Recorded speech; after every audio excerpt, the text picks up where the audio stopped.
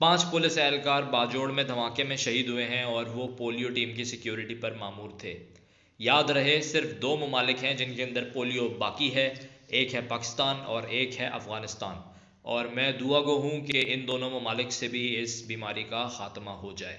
और एक और चीज़ मैं यहाँ पर ऐड करूँगा कि तमाम लोग जो इस वीडियो को देख रहे हैं वो उन 5 पुलिस एहलकार के लिए दुआ फ़ातिहा करें, उनकी मग़फ़िरत के लिए दुआ कीजिए।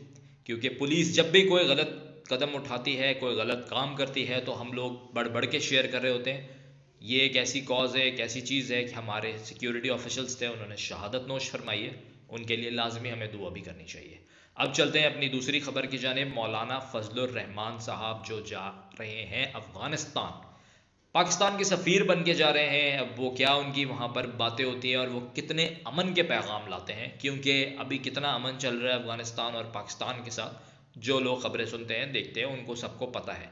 पाकिस्तान बहुत ज़्यादा नाराज़ रहा है पिछले दिनों। हमारे जो सिक्योरिटी ऑफिसल्स हैं वो बहुत ज़्यादा नाराज़ रहे कि अफ़गानिस्तान से यहाँ पर दहशतगर्द अनासर आते थे और अपना काम करते थे, दहशतगर्दी फैलाते थे। फिर उनको वहाँ पर पीसफुली वापस जाकर उनको वहाँ पनाह मिल जाती थी। तो इस सिलसिले के अंदर जो भी चीज़ें हुई पिछले दिनों, थोड़ी सी गर्मा गर्मी भी हुई, पाकिस्तान की तरफ से भी गर्मा गर्मी हुई। अब उम्मीद करता हूँ मौलाना साहब के जाने के बाद जो भी पैगाम आएगा, जो भी बातचीत होगी, वो अमन की तरफ ही जाएगी और दोनों ममालिक अच्छे हमसायों की तरह रहेंगे। अब हम चलते हैं एक और बात पर, सियासी बयानिए। हर पार्टी के पास सिर्फ बयानियाँ हैं, पॉलिसी किसी के पास नहीं है। कुछ के बयानिए ऐसे हैं भाई, वो कह रहे हैं 200 यूनिट तक बिजली फ्री दे देंगे और जो बाइक वाले हैं उनको कुछ हद तक पेट्रोल भी फ्री दे देंगे या डिस्काउंटेड प्राइस पर पेट्रोल देंगे, 20 लीटर 25 लीटर महीने का, कुछ इस तरीके से बाइक वालों को। तो मेरी समझ में नहीं आता, आईएमएफ जो आपके पीछे पड़ा हुआ है कि आप डू मोर कर रहा है पाकिस्तान से, ठीक है, और ये भी बोल रहा है कि जी आप बिजली की कीमत नहीं बढ़ाएं लेकिन बिजली चोरी रोकें, उसके बावजूद भी बिजली की कीमत बढ़ रही है। बिजली के टैरिफ फिर से रिवाइज हुआ है, कहीं पे 2 रुपये, कहीं पे 4 रुपये, कोई फ्यूल एडजस्टमेंट की मद में, कुछ किसी और मद में। ऐसे दौर में, ऐसे टाइम पर आप कह रहे हैं यार हम बिजली फ्री दे देंगे, तो मतलब कोई, ये तो मतलब एक जोक ही हो गया है। अब क्या इसके ऊपर बात करें, मतलब इतने भोले भी नहीं है यार पाकिस्तानी के, इतनी समझ ना हो। तो ये जितने सियासी बयानिए हैं, फिर जब इलेक्ट होके आ जाते हैं तो लोग कहते हैं यार तो बिजली फ्री की ही नहीं, ये तो महंगाई में कमी की ही नहीं। उस वक्त तो ये कह रहा था, फिर कहते हैं कि जी वहाँ से सियासतदान के, यार वो तो सियासी बयानिए थे, और सियासी बयानिए मेरे ख्याल में पिछले कुछ अरसे में तो हमने बहुत ज़्यादा देखे हैं। स्पेशली ये पीडीएम का जो गठजोड़ हुआ था उससे पहले के जो सियासी बयानिए थे, मैं इससे पैसा निकलवा लूँगा, ये बाबा तो वो 40 चोर और फलाने और ढिमके, उसके बाद सब भाई भाई मिलके बैठ गए, ठीक है। तो वो चीज़ें सियासी बयानियों में ही सामने थी, आपको अब चीज़ें समझ आ जानी चाहिए। अच्छा, अब एक बात मुझे यहाँ ऐड करनी है। कल जो सोशल मीडिया डाउन था पाकिस्तान के अंदर, तो बहुत से लोग कह रहे हैं यार ये तो डाउन कर दिया जाता है, और कोई टेलीथॉन होनी थी पीटीआई की।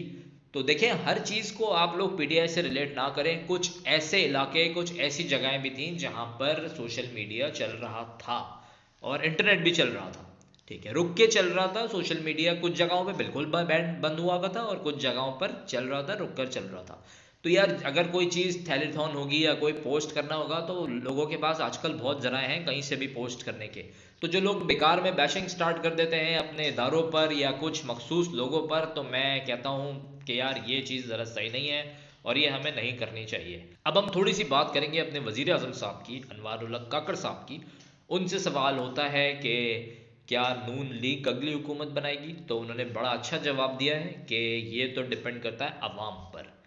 तो यहाँ पर उनके इस बयान को डिस्कस करना इसलिए ज़रूरी है कि वो बड़ी लॉजिकल बात करते हैं, और कोई भी अगर अच्छी बात करे उसको ज़रूर सराहना चाहिए, उसको ऐड भी करना चाहिए और दूसरों तक भी वो बात लाजमी पहुँचानी चाहिए। उन्होंने बिल्कुल सही बात की है कि आपके वोट पे डिपेंड करेगा, जो गवर्नमेंट भी जीत के आएगी हम उनको हैंड ओवर कर कर अपने घर जाएंगे, क्योंकि वो केयर टेकर प्राइम मिनिस्टर है। मैं उम्मीद करता हूँ होगा भी ऐसे ही। इंशाल्लाह 8 फरवरी को इलेक्शन होंगे और तमाम लोग जिनको वोट डालना मतलब जिन जो वोट डाल सकते हैं वो वोट डालें, बाहर निकलें और सोच समझ के अपना दिमाग इस्तेमाल करके वोट डालें किसको डालना है। अब ज़रा हम बात करते हैं क्रिकेट की।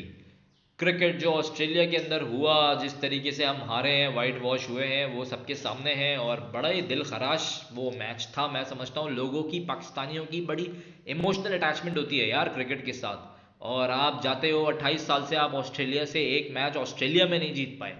जब भी ऑस्ट्रेलिया में जाते हैं हार के वापस आते हैं और उस चीज़ को फिर ब्लेम करते हैं आके, हमारे पास पिच अच्छी नहीं है, रिसोर्सेज अवेलेबल नहीं है, ये नहीं है, वो नहीं है। यार अगर आपके पास चीज़ें नहीं है, आपके पास वर्ल्ड क्लास बैटर हैं, वर्ल्ड क्लास बॉलर हैं, उसके बाद भी ये सब चीज़ें मेरे ख्याल में ये समझ से बाहर है।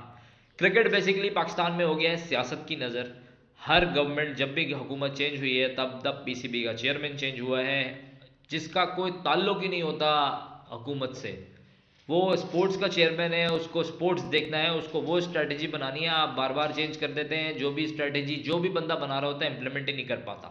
वर्ल्ड कप से पहले आपने पीसीबी का चेयरमैन चेंज कर दिया, आप देख लें वर्ल्ड कप के अंदर क्या हुआ, एशिया कप के अंदर क्या हुआ था, अब आप देख लें ऑस्ट्रेलिया के अंदर क्या हो रहा है।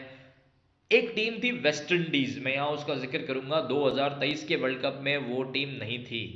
काली आंधी कहा जाता था और बड़े बड़े प्लेयर्स थे, ब्रायन लारा, एमरोज, रिचर्डसन। वो टीम जो 2 दफ़ा वर्ल्ड कप की फाते रहे, और वो सिर्फ लैक ऑफ मैनेजमेंट और सियासत की नज़र की वजह से वो टीम वर्ल्ड कप में पार्टिसिपेट ना कर पाए, एक बड़ी अलार्मिंग सिचुएशन होती है। तो अब अगर आप उनसे थोड़ा सा सीखेंगे तो आपको ये चीज़ें बहुत सारी होती हुई पाकिस्तानी टीम के साथ भी नज़र आएंगी। तो मैं एक रिक्वेस्ट करूँगा अपनी गवर्नमेंट से, या कोई भी ऐसा बंदा देख रहा हो इस व्लॉग को, तो मेहरबानी करके यार टीम को हमारी टीम ही रहने दें। और ये जो आप सेलेक्टर्स भी अब जो आ रहे हैं, वो सियासी, उसके अंदर बहुत ज़्यादा असर रसूख शामिल है। तो मेरा ख्याल में अगर इन चीज़ों को नहीं रोका गया तो आगे और अलार्मिंग सिचुएशन आने वाली है। अब मैं बात करूँगा टेक्नोलॉजी पर। पेपैल आ रहा है पाकिस्तान, फाइनली हमें खबर सुना दी गई है। तो जो भी टेकीज हैं मेरी तरह के, सब लोग खुश हो जाएं। जो फाइवर पे काम करते हैं, जो अपवर्क पे काम करते हैं, जो फ्रीलांसिंग करते हैं, उनको अब यहाँ डॉलर्स लाने में होगी आसानी। तो उम्मीद करता हूँ ये जो प्रोसेस है जल्दी कंप्लीट हो जाएगा। और इसी तरीके से अगर अमेज़ॉन और ईबे और जो प्लेटफॉर्म्स हैं जहाँ से भी लोग सेल करके पैसे कमा सकते हैं, वो भी अगर पाकिस्तान में आ जाएं और अपने ऑफिस यहाँ खोलें, तो एक बहुत ही खुशआइन अमल रहेगा, क्योंकि अब पाकिस्तान की इकॉनमी सिर्फ और सिर्फ आईटी ठीक कर सकता है। आखिर में एक छोटा सा मैसेज दूंगा, जिन भी शहरों में धुंध ज़्यादा है वो लोग ज़रा गाड़ी को देख कर चलाएँ, क्योंकि ट्रैफिक हादसा जो है आजकल बहुत बढ़ गए हैं। और वजह यही है कि लोग ओवर स्पीडिंग भी कर रहे हैं, बाज़ दफ़ा ब्रेक पे अंदर प्रॉब्लम आ जाता है, ज़रा सर्दियाँ भी हैं और हमने चीज़ें चेक नहीं करी हुई होती। तो अपनी गाड़ी को पूरा इंस्पेक्ट करा लें, चेक कर लें। जब धुंध के लिए धुंध में जा रहे हों तो लाइटें शाइटें ज़रा खोल के रखें और स्पीड ज़्यादा नहीं रखें, स्पीड कम रखें, ताकि किसी भी हादसे से हम दो चार ना हो, अपनी भी हिफाजत करें और जो दूसरे लोग हैं उनकी भी हिफाजत करें।